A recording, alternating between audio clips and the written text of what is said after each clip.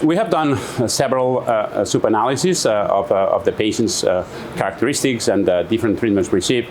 We have seen that there is no difference if the patients have been receiving cisplatin gemcitabine or carboplatin gemcitabine. And what I'm presenting at this ASCO meeting is what the patients receive in the arm of maintenance Avelumab, the subsequent therapies, meaning what to do after a patient on Avelumab maintenance progress or stop therapy. In fact, there were 60% of the patients that received subsequent therapy.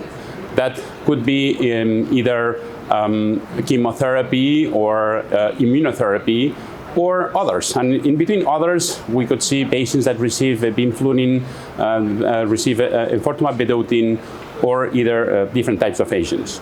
So what was seen is that despite whatever subsequent therapy the patients received, the benefit of maintenance Avelumab was observed. So there was no difference between when comparing patients that receive chemotherapy versus patients receiving enfortumab vedotin. Even the number of patients is limited. So and we need to do much more exploratory analysis on that. So presently, there is an unmet medical need on what need to be done in patients that fail Avelumab, meaning after maintenance, what to do next.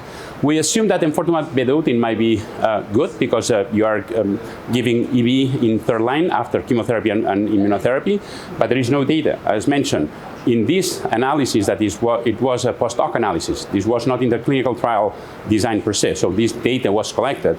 We present the median survival of patients that receive again, chemotherapy with a median survival of 22 months compared to patients that receive other type of agents that is a median survival of 19 months.